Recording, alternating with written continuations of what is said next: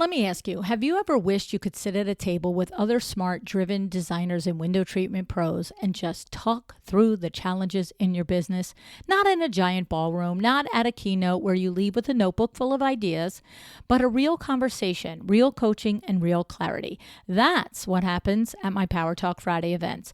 On October 24th at High Point Market, this is 2025, I am bringing 5 powerhouse experts, Shayna Polino, Andrea Libros, Eileen Hahn, Amber De La Garza, and Donna Hoffman for a full day of clarity, strategy, and connection.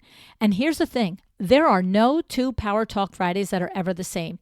Every lineup is brand new, so every single time you walk away with fresh insights and breakthroughs that you didn't even know you needed. The other thing about a Power Talk Friday is I always say, if you've been to one, you got to go to another one, right? They are exactly different, just as I said. But here's the other thing. When you go to a Power Talk Friday, even if the experts were the same a year or 2 or 3 or 4 years later, you're ready for different information. Have you ever listened to a podcast episode and thought you got a lot of information from it and then listened to the same episode 3 years later when we rerun it or something and you're like, my gosh, I didn't realize that. I didn't pick that up the first time, because you grow, so your ability to capture information grows. So please, if you are a Power Talk Friday alumni and you don't think you need to do it again, think twice. You're the person who knows how great this is, okay? And here's the thing, up to 18 seats only. That's it. No more than that. So we want this ratio of experts to you so that we can give you quality time and information. All right. So if you're ready to step out of the weeds and into your CEO role, I want you to go to powertalkfriday.com and sign up now. And then I will see you October 24th, 2025 in High Point.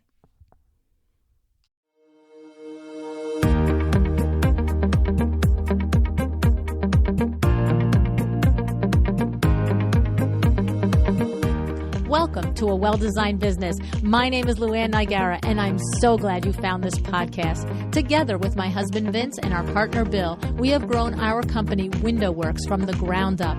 So I know and I understand the challenges you face in running your interior design business. I also know that your talent alone isn't enough to ensure your success.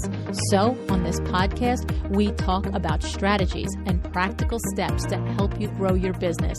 But make no mistake about it, we have our share of fun here too, mixed in with those aha moments that I love so much. This isn't fluff. Nobody has time for that. Whether you are a new interior designer or a seasoned designer, I am here to help you create and to manage the kind of interior design firm that you dream of. It's straight talk and it's action. Are you ready? Let's get started. Hi, welcome to A Well-Designed Business. Today, I am joined by a true icon in our industry, Thom Filicia. You know Thom is the founder and principal of Thom Filicia, Inc., the designer behind projects for Tina Fey, Jennifer Lopez, and even Delta Airlines. You probably also know him from Queer Eye for the Straight Guy, or from his product lines across furniture, textiles, lighting, and more. Maybe you know Thom from one of his many presentations throughout the industry, like at High Point Market. Any way you know him, I'm sure he's made an impression on you. And of course, I too have known Thom through the industry, but it was at Spring High Point Market 2025 when I had Thom on a panel finally after all these years. And that's when I really got to know him. And that conversation was just the beginning. What I've learned about Thom since then is that he has built a career by staying curious, staying open, and saying yes to opportunities that stretched him beyond where he thought he could go. And that's what I want you to listen to for today. Right now, there are more doors open to you as interior designers than ever before. Licensing, collaborations, product lines, media, speaking, retail, you name it. But that also brings overwhelm, doesn't it? How do you know which path to pursue? How do you expand without losing your core? That's what Thom is here to share today. How to say yes without selling out, how to grow while staying grounded, and how to lead with your own point of view. We're talking about defining your brand in one sentence, why knowing what you don't like is just as powerful as knowing what you do like, and how to make every opportunity reflect who you are. Now, before we begin, I want to say thank you to our friends at Kravet. Thom has designed beautiful fabric collections for them, many that I have specified over the years for our clients at WindowWorks. Be sure to check those collections and those fabrics out. And don't forget about Kravet's Furniture Popular Upholstery Trio, Jazz, Porter, and Taylor.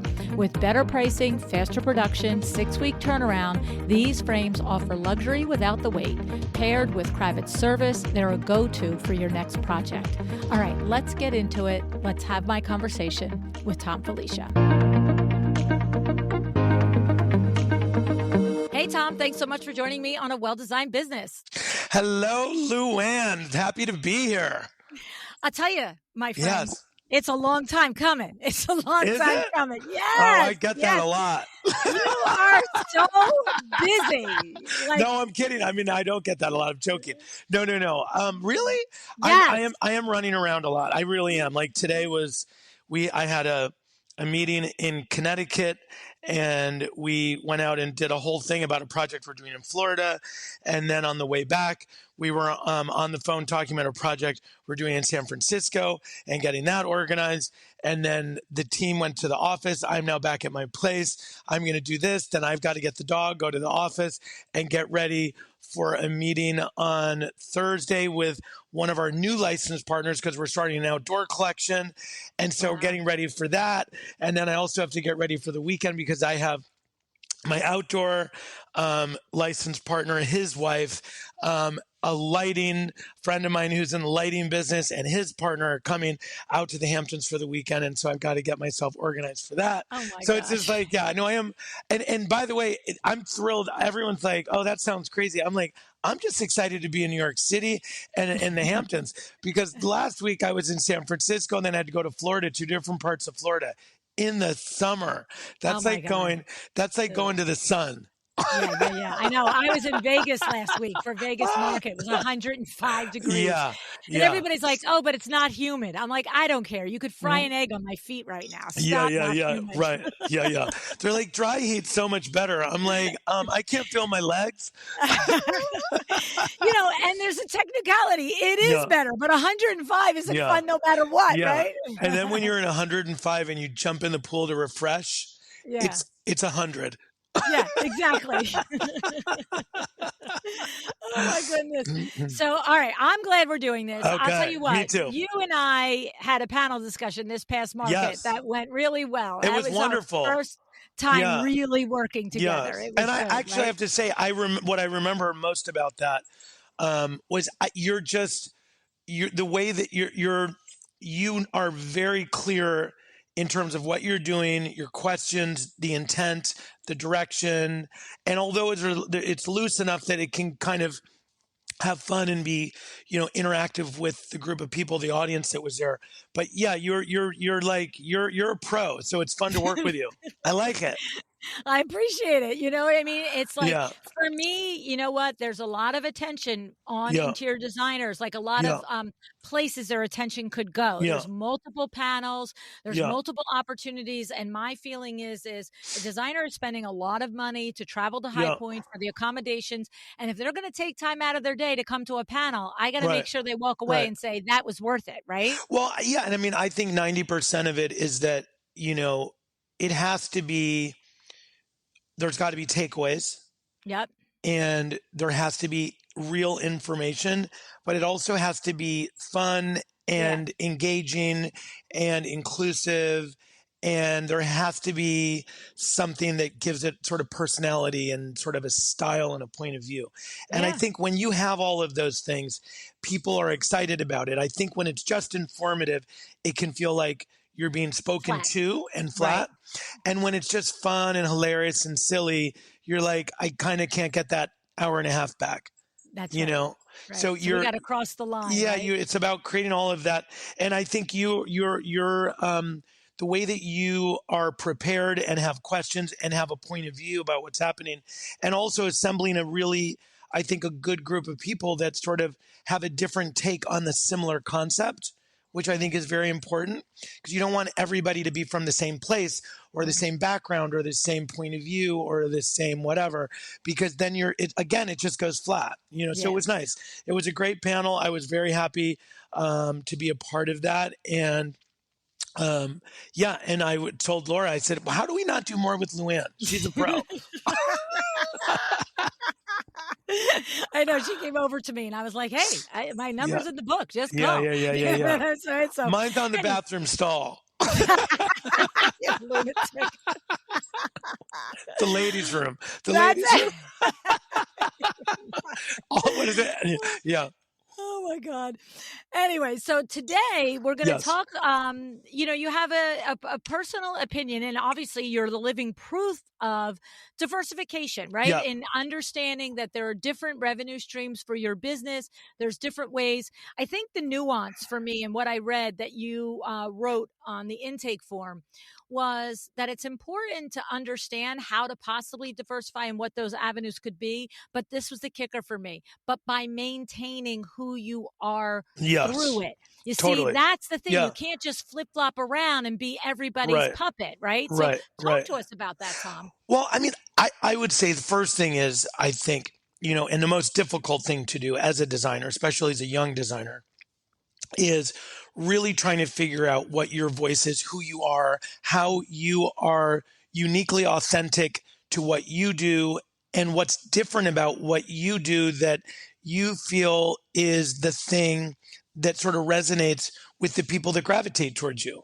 and like what you're doing. And I think that is really important. I mean, look, I think that's important as a parent to know about if you have 3 kids, there's a common ground, there's a Right. common thread that sort of brings that family together.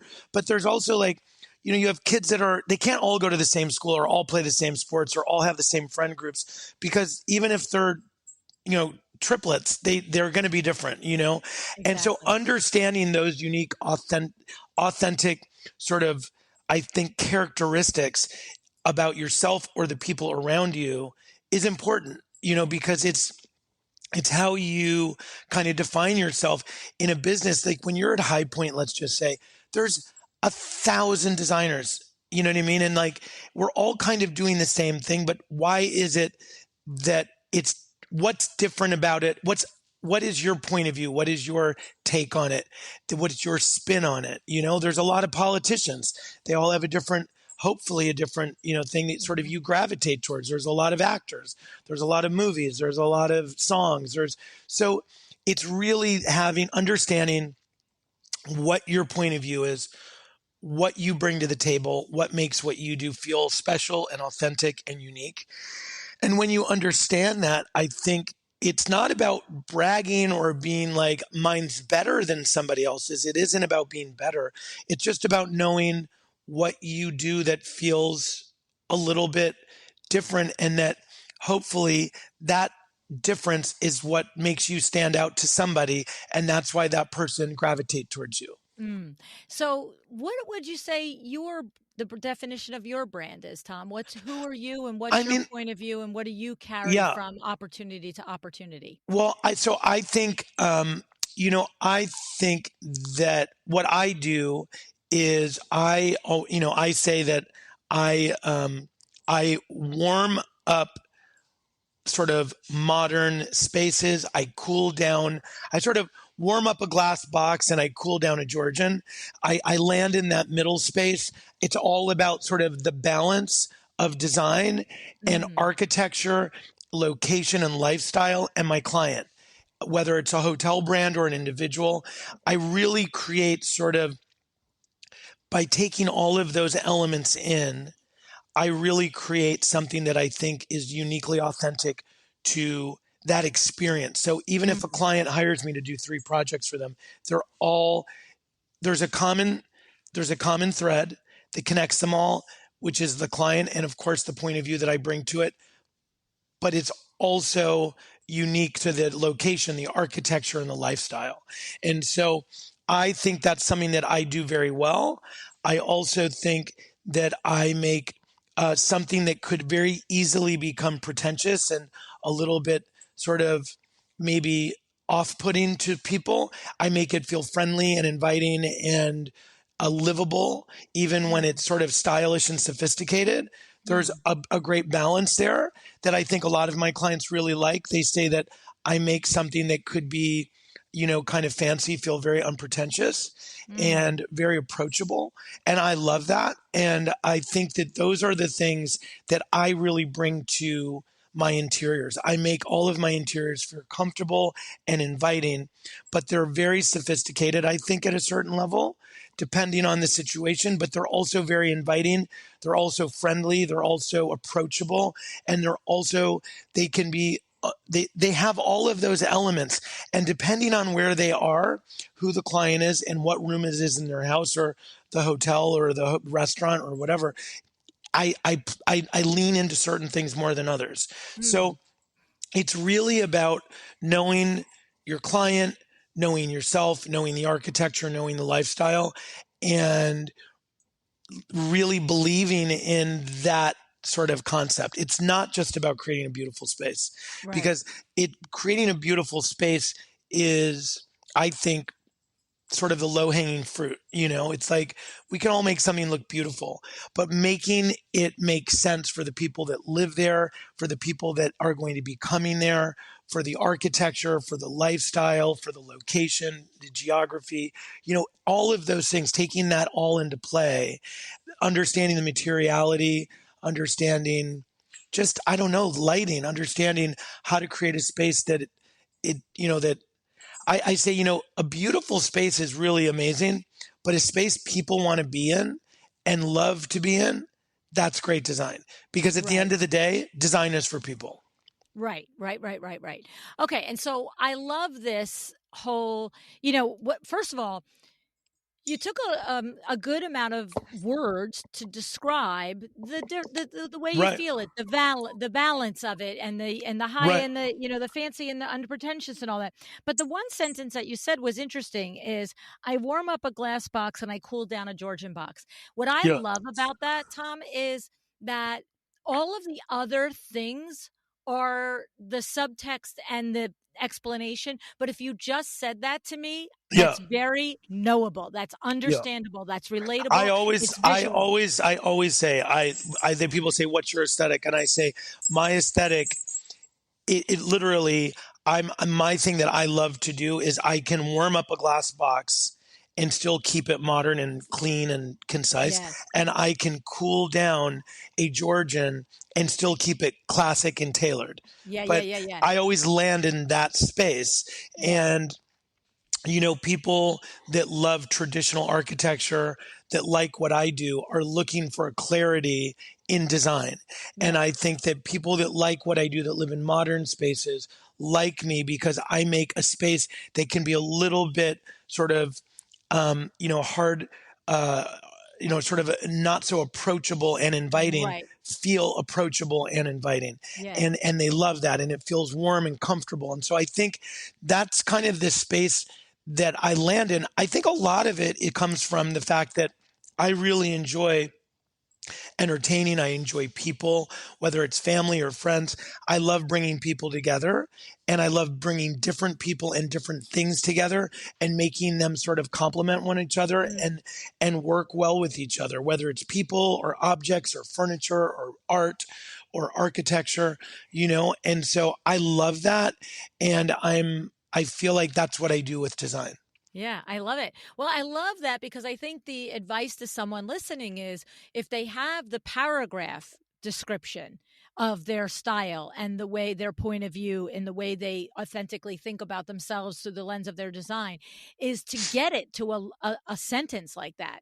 That, Yeah, I think, it's gold, right? right, Because sometimes you just have a minute to say to somebody what right. you do. You don't have Maybe 10. I'm telling you, you have 30 seconds if you're Yes, lucky. If you're lucky right. on a good day, Catch you know, their you attention with it, you need right? that soundbite, and you need to know that you can lean on that soundbite. But when you have a little bit more time like this, you Yeah. can actually explain it maybe and kind of lean into it. Right. And by the way, sometimes when you have an opportunity to talk to someone like yourself and explain that soundbite and then go into it, you start to understand what you're saying by also understanding the way people receive what you're saying, Yeah. you know? Yeah. And I think that that conversation and that dialogue is very important, whether you're talking about design or any relationship. And I do think that design is a relationship. Mm. It's a relationship with your interior. It's the way that you communicate to other people. You know, fashion can be that way if used appropriately. I mean, if it's not, if you use a house or your fashion to do something where it intimidates people, then, or it makes people feel like, you know, there's a negative way to use it, but Yeah. there's a great way to use it where it kind of, you know, it lets people in on sort of your sensibility in a friendly way, in like Mm. an authentic, cool way. Approachable, right? Yeah. So, what I love about this is because you started by saying if you're going to diversify and you're going to have different things, you've got to be true to who you are throughout, Yeah. but you can't be true to who you are if you haven't identified it yet. So, using this example of warming up a glass box and I mean, yeah, Cooling down in Georgia. yes, right, cooling I down think a, you a said Georgian. cooling acid, Georgia, which I like better. I might steal that. Oh, Cooling acid, perfect. Georgia. Oh my gosh, you're so funny. But the thing is, it's like I can see now whether you are designing a fabric collection, which I have right in my showroom next Right, door, your right, my Thom Filicia books, or a lighting collection, or an outdoor collection. It's like I can just visualize you've got game day face now. It's like, right, okay, this is maybe what you're doing is maybe you're going with a particular lighting company and you're like, hey, your right, look as a lighting right. company is this, and maybe it's the Georgian Well, or I it's the will. glass box, but you then alter it and put your point of view because you've done that work, and you're not going to change because you're designing lighting for this company and you're designing rugs for this or fabric for Cravat. You're still going to show up and do you, Well, I think, right? you know, what's really helpful about that, and whether you're talking about an interior design, you know, project with a client or a licensing, you know, relationship, when someone brings something to you, a finish or a material, and you look at it and go, you know, it's just kind of not on brand. It doesn't make sense for what we're doing. Doesn't mean I don't like it. It just might not be on brand. And sometimes when we do like a project, like if we come up with a name for the project, like Hermes at the beach or whatever, I'm just making this up, but like the idea is that when we look at something, we go, oh my god, we love that. It just doesn't, it's not on brand for this project. Yeah. And it's an easy way to look at 20 things and narrow it down to 6 Yes. Yeah. Right. I mean, without it's the same with without pulling your hair out. You crazy know what I and mean? Yeah. debating. Right. Nobody wants to debate whether it's beautiful or not. We all know it's beautiful, but it doesn't fit Right. this. Right. Right. It's Right. funny because I often do presentations on, the first step in really crafting your business is understanding your mission, vision, values. And I say it's exactly that same exercise. You're going to get an opportunity. You're like, does this align with my mission? Does this align with my Right. values? Right. It's a yes or a no. It could be a great Right. opportunity, but Right. doesn't align. And so it makes Right. you not spin your wheels, right? And you're saying for Well, design, it helps you it not spin your wheels. it helps you stay moving in the right direction. Now, Focused. look, I will say with that, do I think it's great to be challenged and Uh-huh. say, okay, that's not totally on brand, but it could be an interesting extra like detail. Like it doesn't mean you say no to it.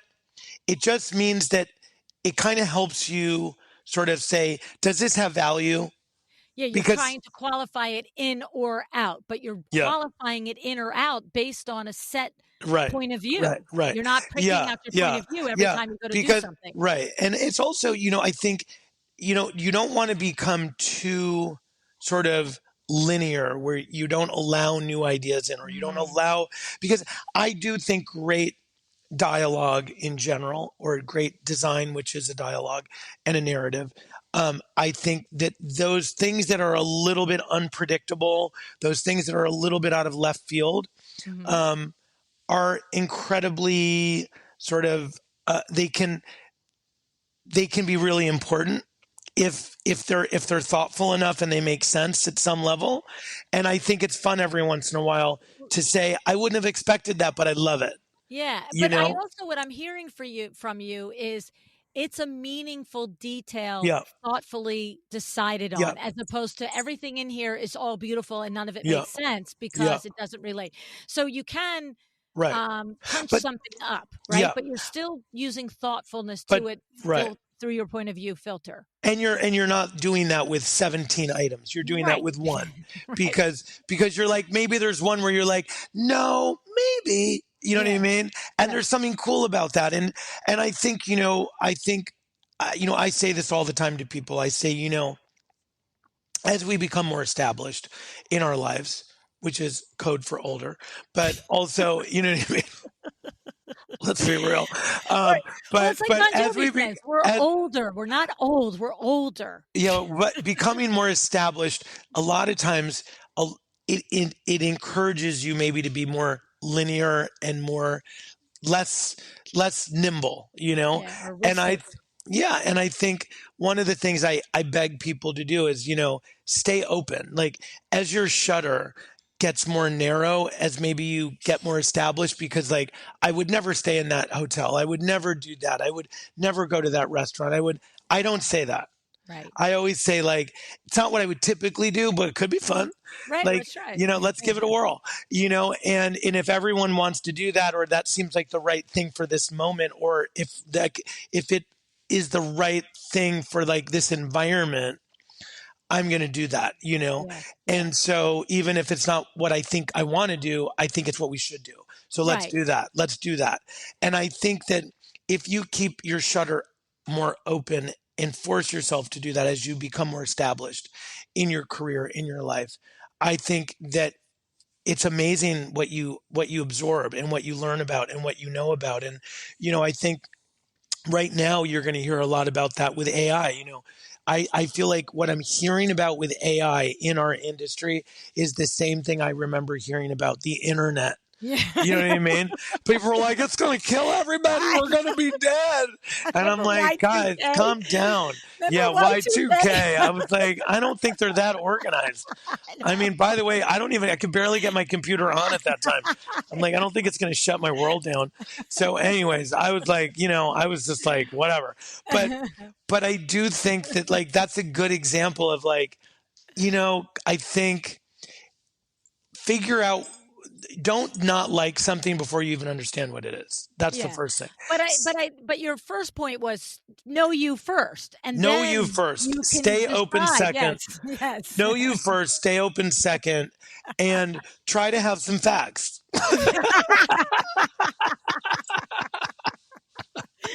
Oh my God. Okay. All right. So we've established know you first, be open to doing other than you. Second, being open. Yeah. Now my question is, Thom, you've got so many accomplishments under your belt, right? Like legit across multiple industries, TV, print, design, retail space, wholesale, products, it's a lot. My Yeah, it question is. is, Yeah. if you it's funny. I'll tell you why. I'll tell you the basis of this question, and it'll help you inform what I'm trying to ask. I had Breegan Jane on the show. Couple, maybe 4 or 5 years ago, Breegan was on the show, and then she came back on the show again last year, and she just reinvented herself again and was on a new thing. And I said to her, Breegan, did you always intend on this? Did you set out to create the platform, to create the revenue streams and the way you wanted to? And it was crazy, Thom, how much thought went into getting to a place where she was at. It wasn't just, oh, I stepped in that puddle and it sprang up a rainbow, and so it was fine. And so I'm curious for you. Now, it doesn't mean you had to have the vision for Right. the whole thing, but when Thom gets hatched as a designer in the world, is Thom like, I'm going to have an empire someday? And, not in a cocky way, but just like in a true, in my head kind of a way, I'm going to have an empire. And I don't know, maybe I see it, maybe I don't see it. But But was I'll it tell you, opportunity or by design, I guess is what I'm trying to so say. let me say this. Yeah. Let's start with, at 10 years old, I was getting on my bicycle with, like, one or two of my best friends and going to the next kind of town over, like the next, like a suburb that's further out. I grew up in an area that was 1920s houses, like Georgians and Spanish colonials and Tudors and stuff like that. And then I would go to the next town where there were like skylights and shed roofs and modern and vaulted ceilings and sunken living rooms, like wall to wall carpet. I was like, what? This is cool. And I would go there on my bike with my mother's lockbox key because she was in real estate. And I would go through these houses with my friends and be like, this is amazing. I love this. I want a skylight. I want that. Like, I wish. And, it was so interesting to me that at that age, I was already so to it. focused on those details, thinking that I was just like I thought everybody noticed it. Everybody, yes. I thought everybody was like on the golf course going, oh, that's a cool house. Like, where'd that come from? You know what I mean? Like, or like whatever, like driving by like the mall and it's like, are like those like condos? What are those? You know what I mean? Most people were like, I didn't even know there was anything over there. I thought that was a parking lot. I'm like, well, there's like, what? So you know what I mean? It was like, I just feel like at a very young age, I was already focused on a lot of those things. I started designing houses. My dad taught me how to draft. It was organic. It was happening at a young age. I was super interested in it. And it was not discouraged in my world. My family was like, they thought I was a nut, but they loved it and they thought it was hilarious. I probably got picked on at the same time I was being celebrated. You know what I mean? Yes. And so it was kind of like, that was kind of that's sort of how I think it got started. And then I was like, oh, I'm going to be an architect. And then, that was kind of my path and that's what I wanted to do. And then I got into a special art program and I did that and my family encouraged that. And then I was like in an advanced art program. And then it just all of those things kind of happened. And I think I always knew that I wanted to be in design or architecture or interiors, or I loved products. You could drop me off at a kitchen showroom, at a real estate office, at a furniture store, at a development for a new neighborhood. And I would spend the whole day there and be like, I don't want to leave. This is really cool. And so it was definitely there. And it wasn't like, I was always told, like, my parents were thrilled that I kind of knew what I liked. And they were like, they loved that. They were like, okay, like you have a direction, like you have a focus, like that's cool. Like now we can when I look, like let's channel it because like half of the other things you're like cuckoo bananas in every other direction. So we're just happy you have like a point of view and some idea because we're clueless about what's going on in your head. We were worried that there was going to be bigger problems. So that was kind of a relief, I think, for everyone around me. But it was, so I think that was kind of the beginning of it. Yeah. And I also think that I'm the kind of person that's excited about new ideas and what's happening. And I want to jump in and participate and kind of help move it forward. So like, it's probably not a shock to people that the thing that I like and that I'm interested in, I'm also like part of moving it forward and like wanting it to be like more or different or not be exactly what it once was or be a new version of what it was or let's update it or make it feel fresh so I think that's kind of maybe normal for my personality. Right. I think that I've always been that person. I think that it made sense that I was always bringing a lot of different people together and always entertaining and, I'm not a no man. I'm a yes man. I'm like, yeah, let's make that happen. We can do that.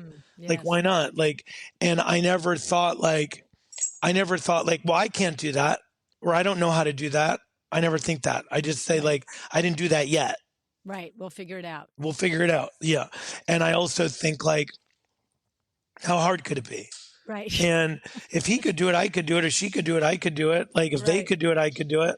Or I don't know if I could do it better, but I know I can do it. Yeah. So let's do it. Like, let's have fun. Let's make this happen. Or maybe they did it like this. Let's do it like that.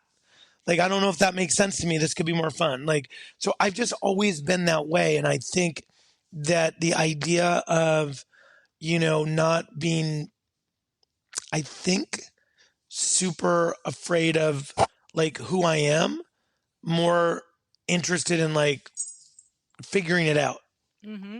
Okay. and when I figured it out, I was kind of, okay to share it with everybody. Like this is who I am. This is what I'm doing, or this is Right. what I want to do. Like it took me a minute to figure it out, but this is what it is. So I don't know. I feel like, Well, um, let me ask you something. So when yeah. you first started in the industry, did you start working for someone else's firm? Did you go right into your own firm? I don't even know if you did TV first and then design second. I don't even know that. So let me give you my background. So when I was in like fifth grade, Mrs. Chamberlain went away on like a vacation. We had a substitute teacher. You're not supposed to draw on your desk. I drew on my desk. I started to draw this house. It got bigger. It got bigger. It got bigger. The whole house, the whole desk. I got in trouble. She got back. She's like, "Why did you do this? You're in trouble." And they said before they put me in, like, like write a million times on the chalkboard, I took a picture with Mr. Byer, the principal, and next to the desk. And I was like, okay, they like it a little bit. Like, I think they realized that this is like good, but I shouldn't have done it. But they were like, wow, what you did was cool, but like, you shouldn't have done it the way you did it. So that was like the beginning. And then I was put into an advanced art class, and then so on and so forth. It kind of led from there, wanted to be an architect. I ended up going to college for interior design, and I have a degree in interior design. When I was in college, I was in a fraternity. I was also in the art school. So again, it was all about mixing things that normally didn't really coordinate. But I was like, this will be more fun if I do it like this. And this isn't the way most people do it. So I did it that way, and I loved it. But I also cold called Parrish-Hadley when I was a junior in college, or maybe a sophomore, maybe a junior. And I said, hi, I said, this is Thom Filicia from Syracuse University. I didn't say student because I thought maybe he would think he was getting like an honorary degree. And they put him on the phone, and I said, I'm Thom Filicia from Syracuse University. I'm a student. I have a portfolio. I would love to show it to you. He said, I would love to see it. I went and showed it to him. I got the internship. I worked at Parrish-Hadley for the summer. They hired me to work for them out of school. So my first job was at Parrish-Hadley. Nice. And that's where I worked. And everyone assumed that when I worked there that they did my parents' house, and they didn't. So that's where I worked. And it was great. And then from there, after a year and a half with them, and Sister Parrish died, and Albert went off on his own and all of that, I went to Robert Metzger. I worked there for 3 years. And then Robert passed away. And then I worked for Jeffrey Bill Huber for about 4 years. Wow, this is some And I pedigree. I didn't realize all this. became his senior designer, and then I went off on my own and started my own company. So that was how I started. And I also moonlighted for Alan Tanksley and other people, and I would help them like when they moved their office to set up their new office and like do projects. And like I love what I do. I was in love with what I did as a young person. I can draw, I can draft, I can sketch, I can do furniture plans, elevations. I'm like super into what I do. I love it. I do electrical plans. I do reflected ceiling plans. I love designing furniture. When I was in college, I was an interior design student, but I also minored. I took classes in the architecture school, and I took classes in the school of industrial design because I loved product design so much. And so I knew I wanted to do something with product design, but I didn't really understand it. And I actually won an award in college for designing jungle blinds, which I tried to lose the award. I wanted to lose, but I won. And every time I was like, we're going to do nothing, and we are going to have the worst idea, and we're never going to have, because I didn't want to just be bothered with it because I was trying to deal with my portfolio. So everyone was building these jungle gyms and spending thousands of dollars, and like, and I would show up with jungle blinds that we cut out of styrofoam. And meanwhile, the Junior Manufacturing Product Association of America, JPMA or something like that, loved my idea because it cost a nickel. So I won, and all these other kids were like, they spent their parents' like retirement fund building, like a kid's playpen that like needed 500 stamps of approval from like the government that it wouldn't kill the kid. And mine was like jungle blinds, which you could make like on your own in your basement and cost a nickel. And so they loved it because it was like basically a free product. So I won. And then every time you won, I got more people on my team. And I'm like trying to get off of the team. I wanted to lose and be on someone else's team and then just not show up. Because I'm like, it's my senior year. I should be drunk. Anyways, I ended up winning. I was on the cover of the newspaper, the school newspaper, the Daily Orange, like this. Like I won. I got like a $10,000 like gift certificate. My parents were like, "What? You won?" I was like, "I swear, as much as I hate to admit it, I tried to lose." Oh my God. I go, can't say this to anybody. At the time, I couldn't tell anybody because they would have shot me in the street. Oh, and they would have made fun of all the other kids. They were like, so hard. I was like, I desperately tried to lose. And I kept getting, it was like, so anyways, so that was my beginning in the manufacturing sort of product design world. It was hilarious. I still have the picture of me on the cover, like with my hat backwards. Cause I was like in the studio, like with an X-Acto blade, like cutting out like an elephant. Like, really? I was like, this is like, it looked like a kid. It looked like a 15-year-old did it. You are a nut. It was hilarious. Anyways. But here's the thing. Let me cut you off for a second. MyDoma Studio is your complete designer toolkit. You know this, right? MyDoma makes it easy to streamline your processes, track your projects, communicate with clients, and just get organized. It is created by designers for designers, specifically to address what you need as a design business owner. MyDoma is now together with Studio Designer, and they are the industry-leading solution. With 20,000 plus users, more designers choose their platform than any other. Are you ready to reach the next level of profitability and efficiency? Book a demo with MyDoma Studio today by going to mydomastudio.com/Luann. That's mydomastudio.com/Luann. Because here's the thing, what I heard in all of that, the not trying to lose despite, is, like you're not just a pretty face, Thom. You got some real chops there. I mean, these are all major firms and all of the things you did in school and all of the extra ways that you enhanced your, design curriculum education into the product design and industrial design. It's funny because you walk around making jokes all the time. No, it's true. It's true. You know what I have to tell you? You know what I like about it is because, listen, my husband and I have built a business from the ground up, 40-plus-year-old business. We sold it to our kids a couple of years ago.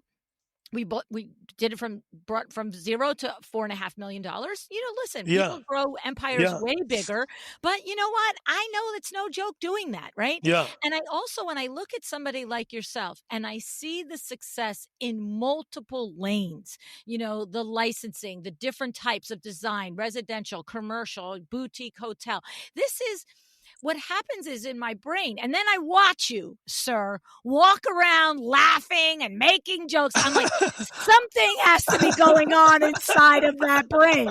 This does not just happen by accident. You know what I'm saying? No, you're right. And I appreciate and love your personality, and I appreciate and love that you're easy to laugh at yourself and to do all the things. But, it's a thing to build an empire that you've built, Thom, and it should never be underestimated what it takes to do. And so I appreciate understanding. It's been borne out in my interviews. Now, I don't know how much you know about the show, but I'm over 1,100 interviews, 9.5 years. And literally 201, the people who have come out of the gate and created something, you can almost track back some of that real good quality pedigree legacy training under firms like that. It's not, and it's funny, as you mentioned Alan Tanksley, and he was on the show, I think in the first year of the show, 2016 or 17. And I am thinking about his show, and I may be wrong, but I doubt it. I feel like the point of view of his show, one of the things that he was bringing out was his commitment to the interns and the juniors and the seniors Yeah. on his Yeah. team. Like he took it. I'm like thinking about this interview from like 8 years ago, and I'm just like, that was one of the point of views that he Yeah. shared. And to know that you worked there for a period of Yeah. time and were the benefit of that, right? Yeah. Well, same like when I bump into David Kleinberg, I bump into people that worked at Parrish-Hadley, Colleen, all these people that are doing interesting things. I Yes. mean, there's so many, like the litany of people, and it really is amazing. There was something really powerful about being in an environment that you were like, in a weird way, you were like, I I couldn't even believe I was there. You know what I mean? Yes. And I Right. loved it. And on a Friday when everyone would leave to go to the Hamptons, I would stay there and like I was doing elevations, let's say for David Kleinberg for um, a country club he was doing in San Francisco at the time. And I stayed and said, I'm going to get watercolor paper and do his elevations in watercolor. And just if he doesn't want them. So on like Monday when he showed up, I was like, here are the elevations, but I also did them in watercolor because I Wow. thought that could be really pretty for your like Presentation. with the sort of that kind of give a little bit of the fabric kind of Mm. selection, a little bit of the mood. And he was like, what? Are you serious? Like he's thinking, are you a loser? Like at Friday, you just sat here and did watercolors. I was like, I have $5 to my name. I'm like, I That's it. can't I'm afford not to go. running to the Yeah, Hamptons yet. yeah, I'm not going to the Hamptons. In my You know. future. And by the way, the later I leave the office, the less cocktails I'll have. The $3 drinks that I'm going to have at some bar down in the East Village. So with like my friends, you know what I mean, who are going to keep me out till 5 o'clock in the morning. So I was like. I was like, no, you're saving my life. And also Yeah. I'm doing what I love to do. And I'm Yes. like walking around the office going through like the little, the photographs in those little squares, like with the thing, you're looking Yeah, at it. yeah, yeah, yeah, yeah. I went through like the Getty's house and the Rockefellers and you know Oh, what I mean? I wow. was like, Yeah. I have literally been in my brain in all of those places Yeah. because for 4 hours I was going through like, I'd pull up a thing and it would say like, Babe Paley's pool house. And I'm like, are you serious? Wow. And Right? I'm like going through it, like, the photos that no one's ever seen. Or Right, like right. like rooms that they were like, oh, we don't like that photo. I'm like, I still want to know what it looks like. Exactly. You know It was what's just funny? cool. You know what's funny is my brain is not clicking to the person now, but I feel like I have interviewed somebody that said that they cut their teeth at your firm, that they were one of the designers that worked for you. And Oh, yeah. I'm not Oh, going to find the name. it could have been Jesse Carrier. It could have been Oh, yeah. I did interview Yeah, Jesse and Jesse. Mara. Okay. Jesse Okay. worked with me. I Yeah, didn't Jesse. remember that. Yeah, Jesse Yeah. worked with me for a couple of years, I and he was remember great. both of them, but both Jesse and Mara Yeah, both worked at big yeah, firms. You yeah. know what I mean?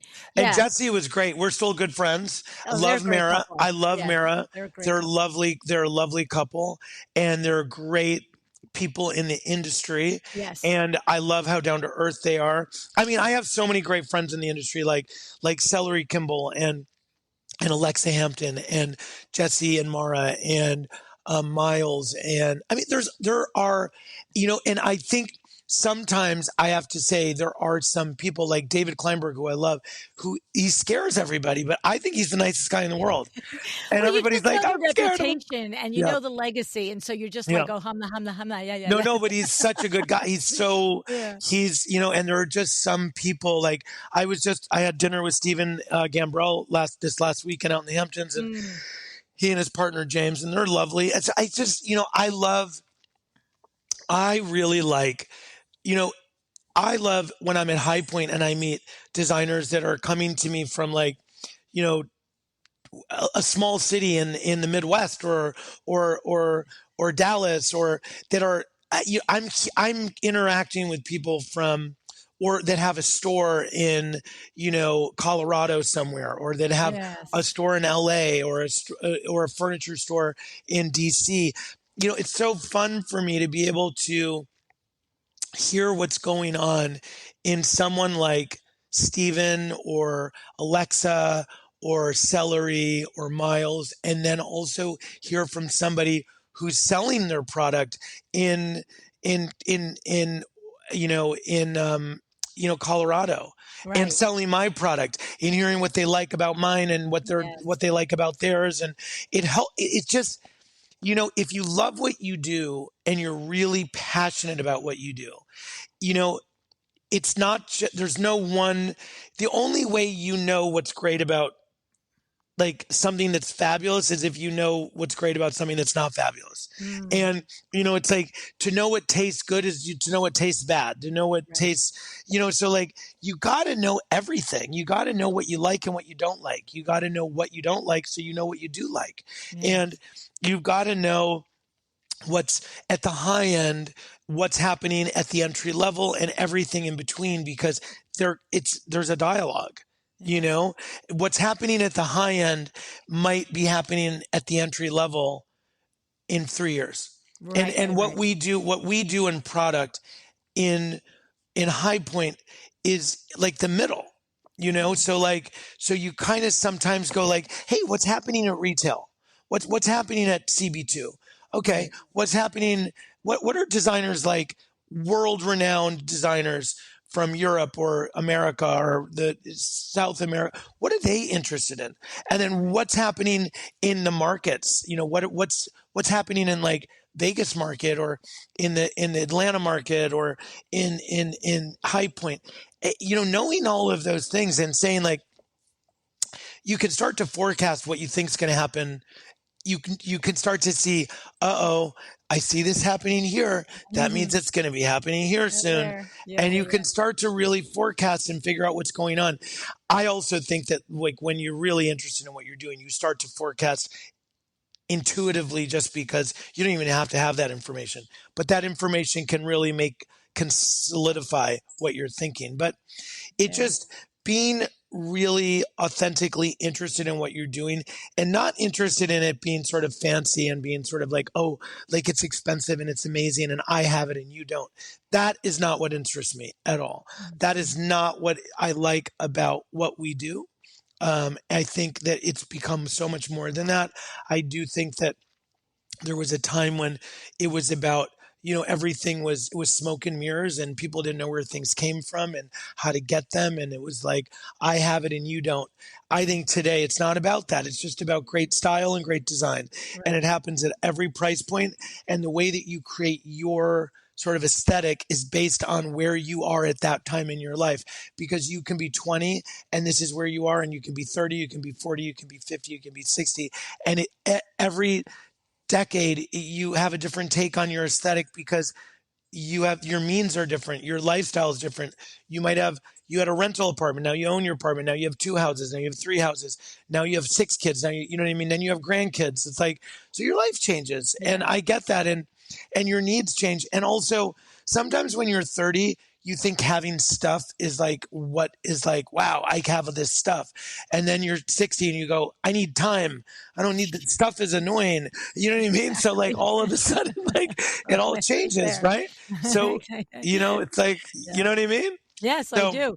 The thing I want to comment on what you said is in there, you said a few moments ago, you have to know what you like and have to know what you don't like. And I'll yeah, tell you, that sounds simple, but I think it's worth emphasizing because it's so interesting. I'm in the middle of a new business is going to be coming out in the fall because I've got nothing else to do, so I may as well create another business on top of everything.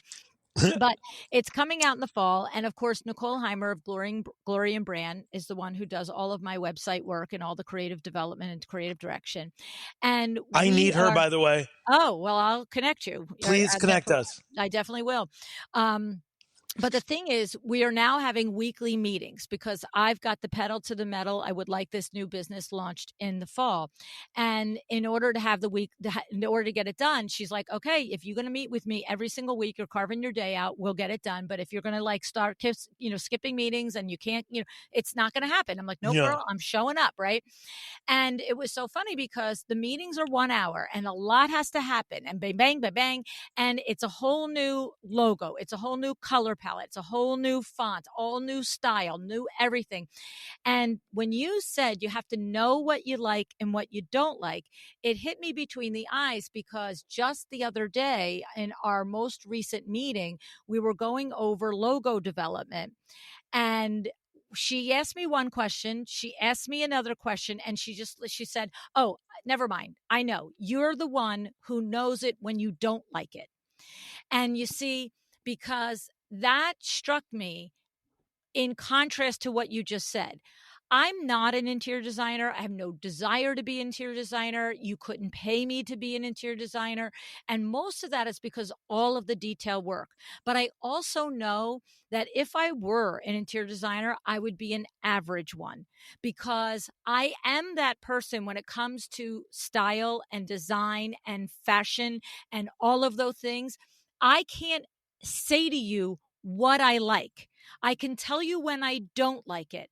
And I think that we shouldn't move past you saying that so easily and so like it's so normal for you. Like just like going to those houses when you're 10 years old, you're like, don't all kids do this? Well, It's like you know what you like yeah, and don't. It's not just one or the other because right. as a designer, Well, you got to show up with a decision, right? I will tell you this. Step one is knowing what you don't like. Okay. Okay. Step one is knowing what you don't When like. you're learning your voice and learning your point of view. Right. And that's why you know what you don't like. Yeah. The And I reason don't have you any desire to get past step 2 and create my own right. website. because you're like, that's not what I want. So Yeah. you're like okay with being at that stage.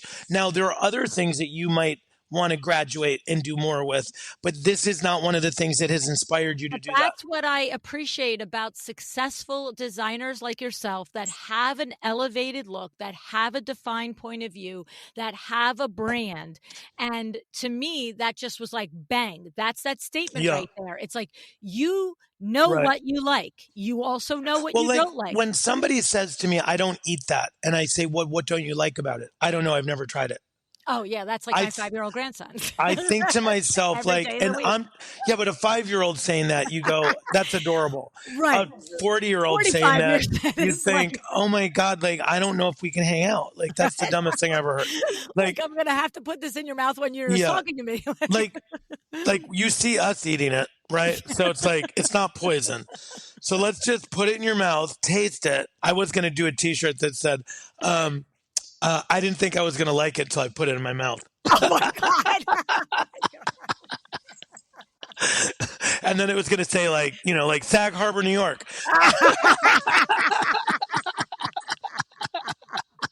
I mean, like totally not make sense. It'd be hilarious. Oh my But God, you're right. anyways, no, but the thing is that it just drives me crazy when people don't know what they don't like. Yeah, I'm yeah, like, yeah. look, if you can say to me, what I don't like about oysters, I don't like the texture. The Right. flavor, I love the flavor of the ocean. I like lobster, I like this, I like that, but I don't like oysters because of the texture. Texture. And I would say that is an interesting thought and conversation. So now Right. you're texture sensitive. So now moving forward, if somebody were to say, "Oh, do you want to try like, sea urchin?" You say, "You know what? It's a crazy texture, so you're probably not going to like it, but maybe try it, but go Right. into it knowing this is Right. going to be a texture situation." Right. That's a great conversation to have with somebody. A 40-year-old that says, "I've never tried it because I think it's gross." I'm like, that sounds like a 5-year-old. Yeah. So Yeah. I think in the design space, in the world where we live, the food space, the design space, knowing what you don't like is in being able to articulate that is very important because it really informs you about how to move in a direction of what you do like. And Yeah. if you are interested in sort of developing a sort of a narrative of what you like, the first thing you can do is sort of chart that course based on saying, well, I know I don't like this. Right. Okay. So let's think about things that are the antithesis of that. That makes What sense. You know what I mean? It does, because even like when I think about the exploration of the fonts and the Yeah. logos for the website, the more I was like, I don't like that, I don't like that, I don't like that. She was like, okay, you don't like squirrely things, you don't like serif Right. things, you like clean lines, you like, Right. straightforward, But right? see what she's doing is Yes, exactly what we're talking about. that's what I'm saying. You're exactly right. That's She's exactly, exploring what you yep, don't like so she can guide you yes, into the reason you like clear form is because all this squirrely stuff is off-putting for you. It just feels yes, fussy. It yes, feels messy. It feels unnecessary. right. Now, there's someone else that when they look at something that's clean and clear, they think it looks boring Plain and or yes, plain, right? yes, So you've got to establish what you don't. It's a lot of times easier for a novice in a certain area, like yes, wine. Let's say you know someone who's a fashion designer, brilliant, amazing, like prolific, knows nothing about wine. It would be easier to sit down with them and ask them what they don't like about three right, glasses of wine right. as opposed to what they do. Right. 100%. But I think Yeah. the point that I wanted to emphasize is that as a designer, to reach a level of recognizable success, whether that's in your own pond or international Yeah. success like you've got, is you can't just bring, I know what I don't like. No. You have to have cultivated that this is what I like, right? Yes. And when you think about it, Tom, you know that Well, when you think, that's because what I'm doing and what we're doing as designers, not just me, designers in yes, general, is that we're taking a client who might say, I know I don't like that bed. And I go, right, okay, you got to interpret but it. here are the things that I think, based on that comment, what I think you would like. Right. And that I think would look good in that space with the proportions and the scale and the aesthetic and the windows and the doors and the design of the architecture that would make sense and also will satisfy what I know you don't like. Don't like. Yeah, yeah. No, I agree. I think it's it's funny because I found this on the panel too. I love your conversation. I love all the stories, but I gotta like find the thing that you're saying in there, Tom. Like Yeah. I'm always Yeah. finding the thing because you know your stuff. You do, you do. But you're a storyteller, and Yeah. you're a storyteller, not but. Yeah. You know what I Yeah. mean? But it's just there's 3 or 4, 5, 6 things in our conversation today that really are at the core of you can trace them back to your Yes, success. yes, yes. And I I love think that. so. I agree. I Yeah. agree with that. I agree with that. I think, and I would say to you, I think what that is that there's an actual substantive Yes. sort of like actual tangible substantive. Like it's not, I'm not saying I think it's pretty. Yeah. I'm saying like, I like that for these reasons. Exactly. You've got the thought process behind it. Yeah. You've got the education and you've got the experience. And the thing I think what it is the biggest thing is you can be educated, you can have projects under your belt, but what I'm hearing from you, Tom, is that you're always reflecting. It's why this? Why does that work? Am I open to that? Or should I be open to where we can exploring that? Right. Like you really are you're deep in it, and it's Yeah. obviously the Well, success is rooted yeah. in it. Hold on one sec. Come here right now. My dog is whining. I don't know what he's doing. Sit. I don't think he likes me in the headset. I don't. He probably reminds him of being on a helicopter. He hated that. Oh my God. But I agree with you 100%. I think, and going back to what we were talking about, full circle, is that I really love the contrast between sort of raw and refined and high and low and Yeah. sort of I love that juxtaposition. And I think part of what you see from the outside is me being silly and fun and funny. And I think but what I think when you start to really know me and know what I'm doing, you start to know that there's that, but there's also someone who's incredibly focused and Yes. very clear and very on point with what they're doing. And I think what I like, and I always say this to people, I always say like, take what you do seriously, but for the love of God, do not take yourself seriously, Great because line. that is so boring. You know what I mean? Like, I don't ever want to sit next to anyone on an airplane or at a dinner party who thinks that they're important or fabulous. Yeah, yeah, But yeah. if you take what you do seriously as a school teacher, as a doctor, as a lawyer, as a designer, as a plumber, as an electrician, as a, a dog groomer, whatever it is you do, Yep.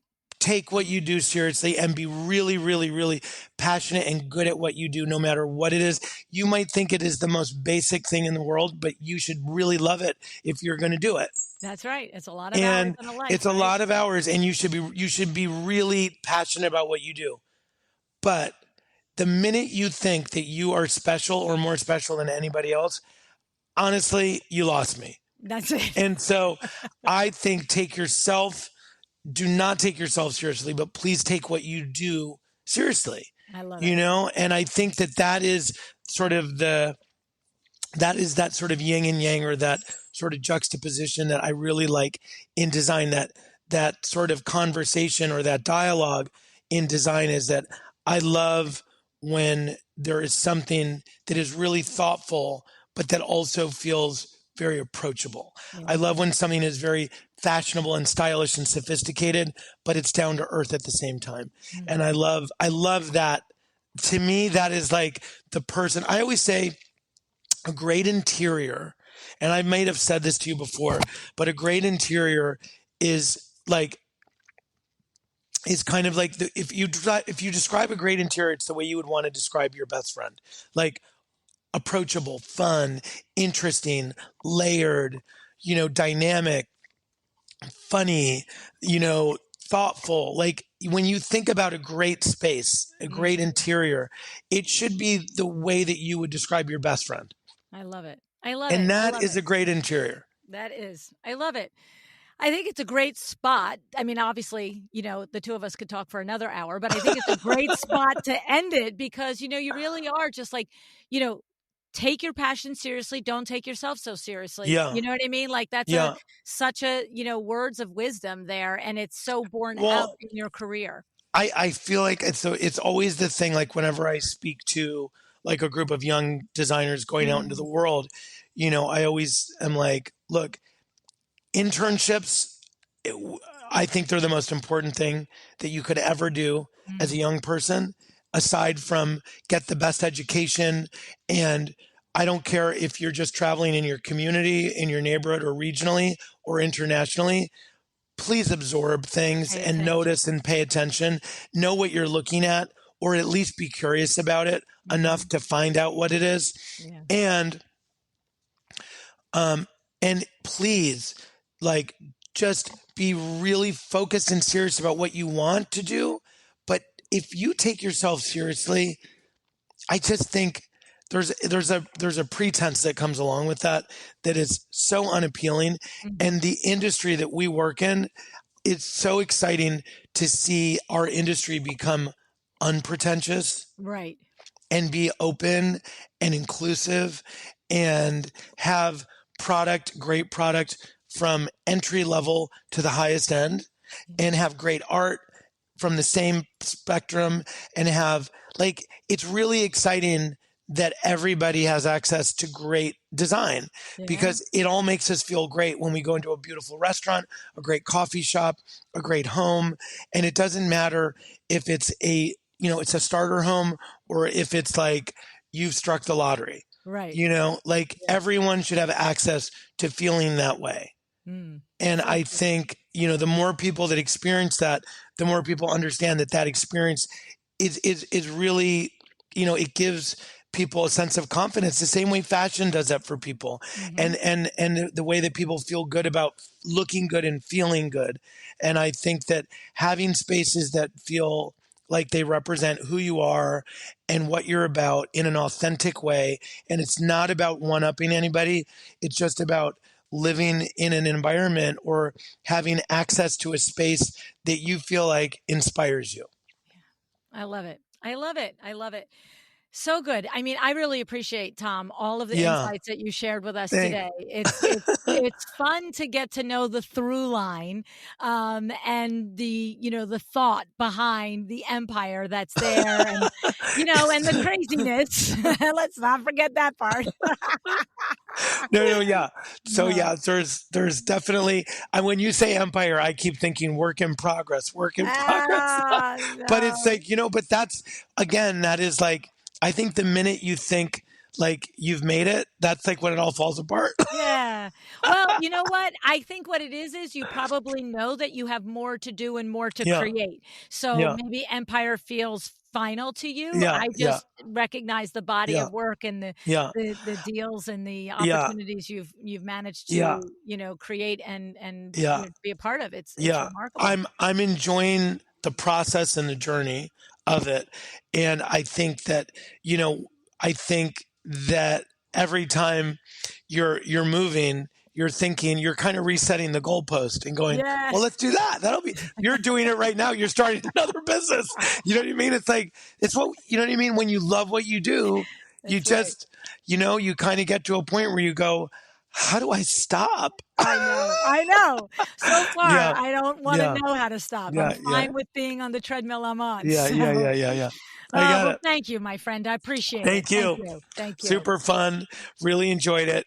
Great to see you. Thank Thank you. you. Sorry about my dog. That's okay.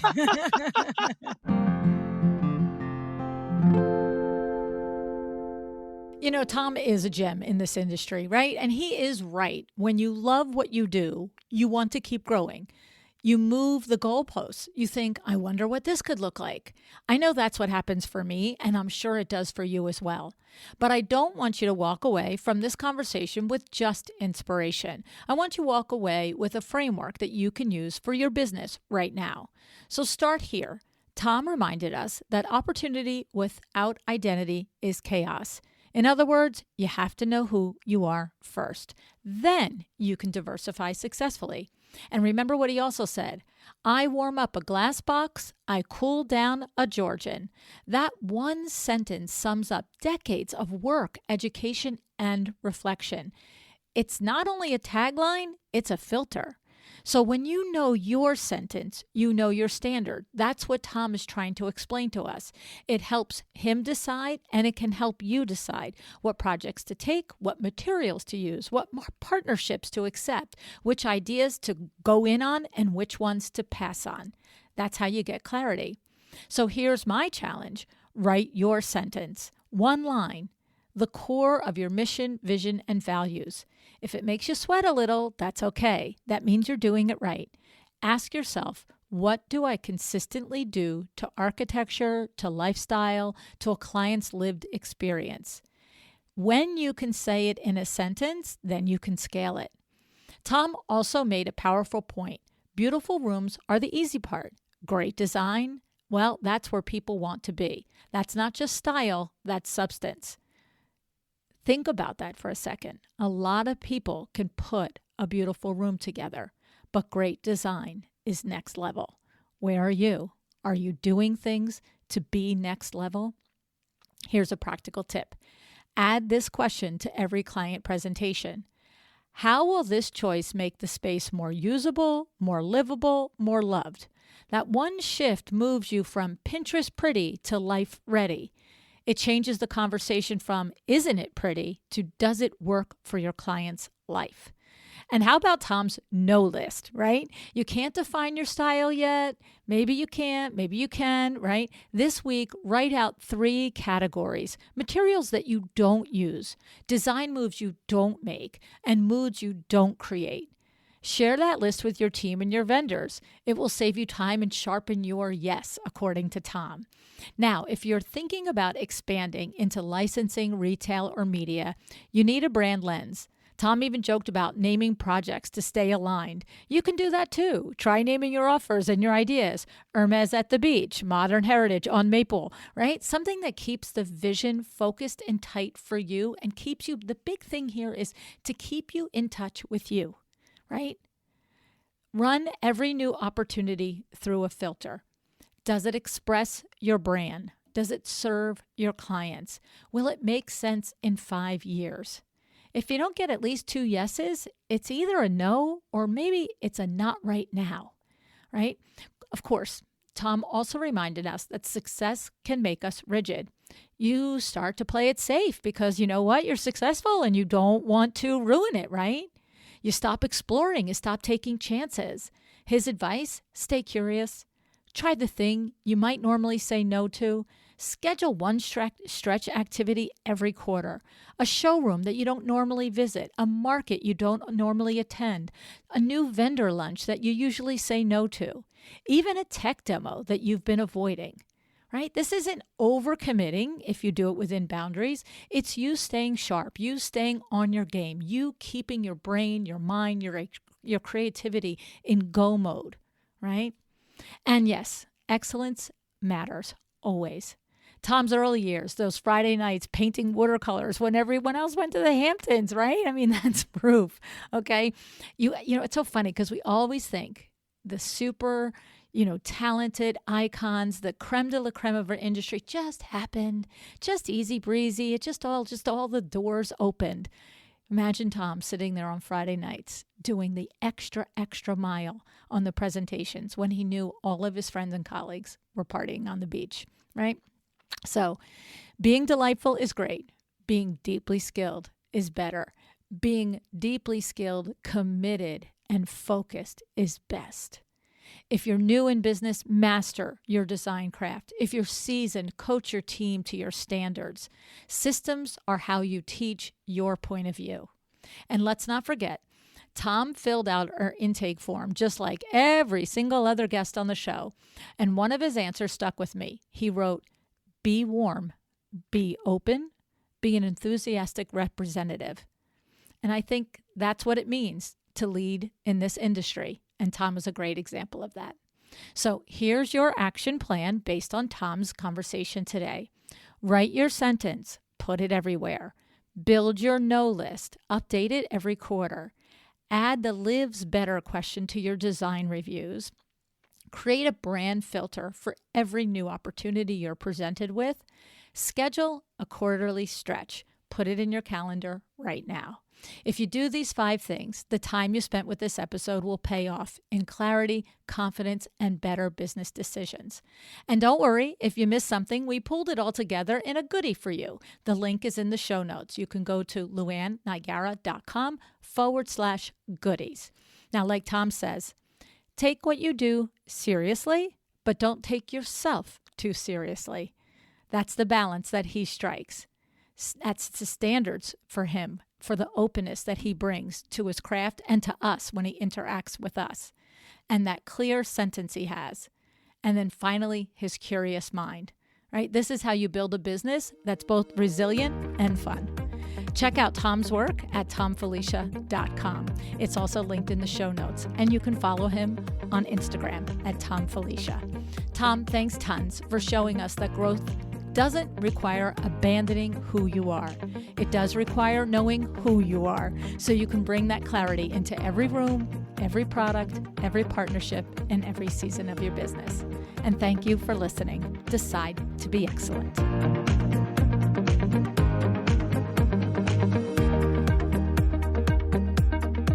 Thank you for joining me today. This podcast is a production of Luann Nigara, Inc. If you want to know more about me, my books, or Luann University, go to luannigara.com. And if you are interested in having WindowWorks help you with your next window treatment or awning project in the New York, New Jersey metro area, go to windowworksnj.com to learn more. Have an excellent day.